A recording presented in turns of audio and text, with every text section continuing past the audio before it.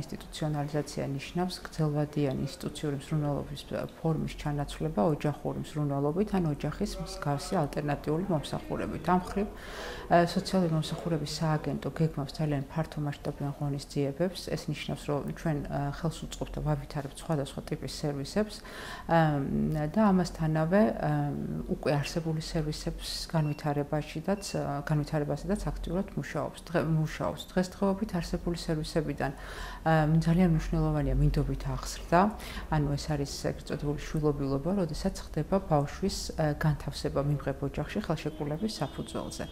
ასევე მუშაობთ რეინტეგრაციაზე, როდესაც ხდება ბავშვის დაბრუნება თავის ბიოლოგიურ ოჯახში, ხდება ბიოლოგიური ოჯახის გაძლიერება, სოციალური მუშაკები მუშაობენ ოჯახებთან, ახდენენ მათ სხვადასხვა სერვისებთან დაკავშირებას, ადვოკატირებას უწევენ სხვადასხვა ორგანოებში და ასევე რეინტეგრაციის შემწეობის თანხის დანიშვნის შემდეგ ხდება ბავშვის დაბრუნება ბიოლოგიურ ოჯახში და შემდეგ მონიტორინგი.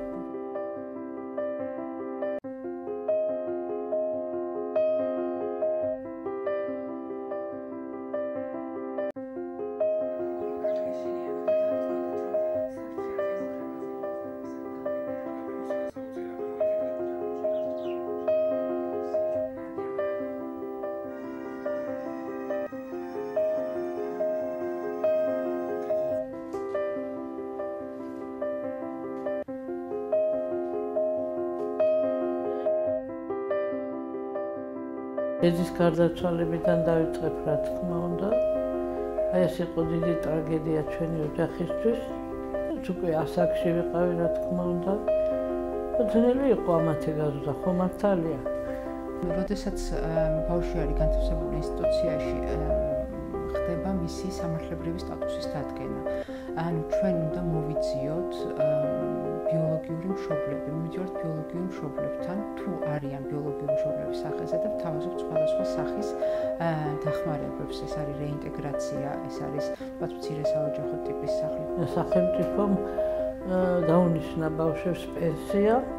მამამისი უმუშევარი იყო, პირველად დაიწყო მუშაობა და რა თქმა უნდა უკვე ეს გაჭირება შედარებით მოგვეხსნა. მე მოგვაკითხა სოციალურმა მუშაკებმა, აბა ბავშვები როგორ იზრდებიან, რა პირობებში არიან.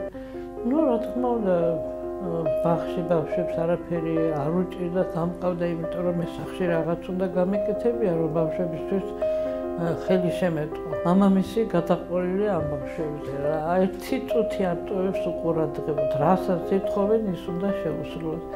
ბავშვებიც მართლა ისა რომ კითხოთ მეზობლად განიკვირდებათ, რომ ასეთი ჭკვიანი ბავშვები როგორ გაზარდეთ. თვითონ ბუნებითაც არიან კარგი ბავშვები, არაფერს არ გვაწუხებენ, ზედმეტი აი რა არიან გადაჭარბებით ცელქი ბავშვები, ან უშვერი სიტყვებით, ამის მსგავს ვერ გაიგონებს და არც მე არ ვყავს ისე დააყენებული საკითხი ოჯახში, რომ ამ ბავშვებმა რაღაცა თავი აუშვან ქუჩაში გავიდნენ, ძალიან ყურადღების. აი მამამისი მთელი ზაფხული დაჭდება საღამოს რომ მოვა და ჩაუშვებს, უყურებს და არც ერთი ბავშვი არ საიტარწავიდეს. ეხლა კარანტინაზეც ესე თვითონ უნდათ, თინიკომ თვითონ მოიდომა. ლაშას უკვე 5 წელია დადის და ძალიან ჭკვიანი ბავშვიც არის, ძალიან. სერიოზული ბავშვია თავის წრებთან შედარებით.